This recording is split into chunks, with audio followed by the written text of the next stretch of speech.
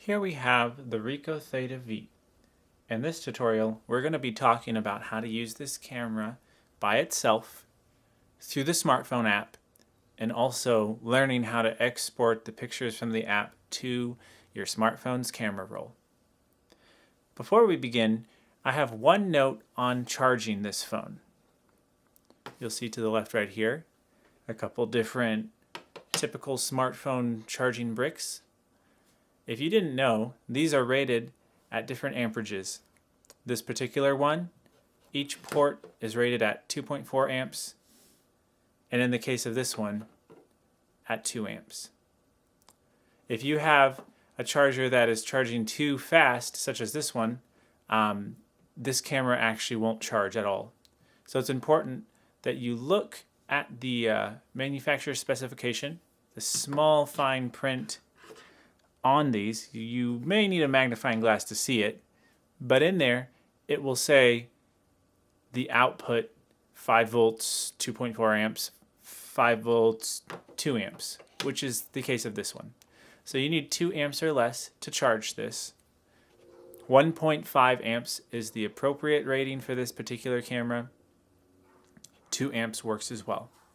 Okay, so now let's go ahead and start our overview process. Okay, let's look into this camera. As you can see, we have the shutter button on front. This little hole here is a microphone. There's the front lens, the back lens. Of course, they both look the same. And then we have on the side 1, 2, 3 buttons: power, Wi-Fi, and mode. On the bottom, we have a tripod mount, we have a charging port, and then we have a microphone input. Let's go ahead and turn it on. So to turn it on, we're going to push and hold the power button, hold it for about 3 seconds. And as you can see, I held it too long and essentially turned it on and off. So let's push and hold for a second, and then it'll turn on. It's going to take about 10 seconds for it to turn on. Let's just wait for that to turn on, and we'll know when it's on because the icons will fill the screen.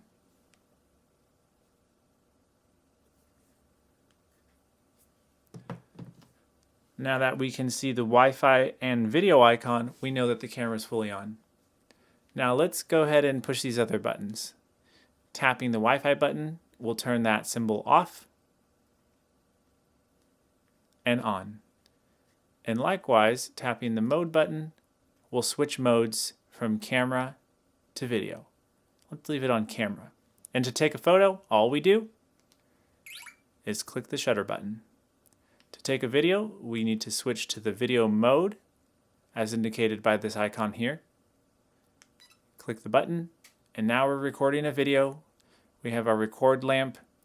Now let's stop it. And that's how you operate this camera all by itself. Now, let's connect the Theta V to our smartphone.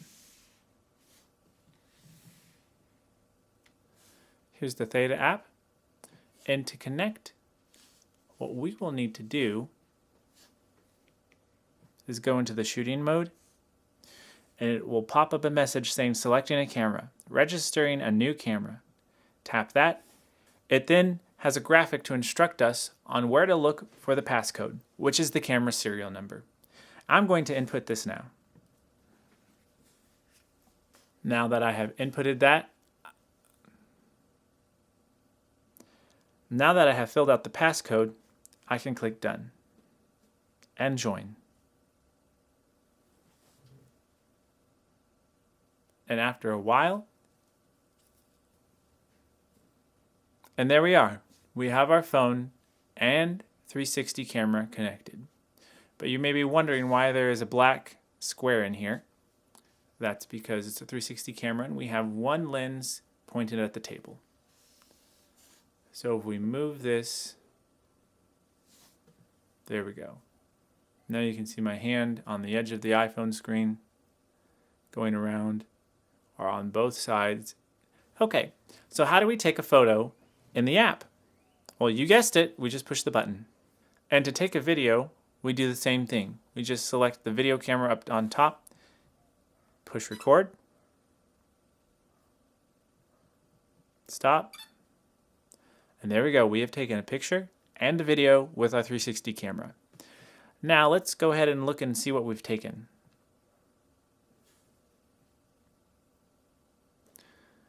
And here are the photos and the videos that we have taken. So with these, let's do a quick run through of the app. Up here it says not transferred. Those are images that are on the camera.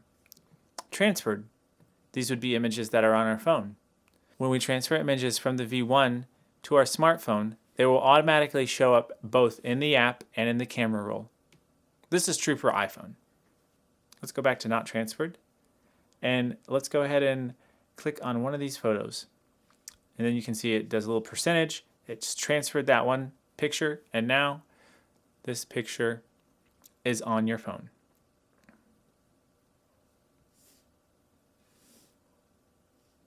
We do the same for video. And then it has a message, zenith correction. Let's click cancel, click the gear on top. We do want that. Video zenith correction is a process that ensures the horizon line is leveled. So now let's go ahead and download one of these videos. Now keep in mind these videos aren't super long, but yet it's still taking, I don't know, 2 or 3 times as long as the video is to transfer. And here we have the video. You guys have a great day.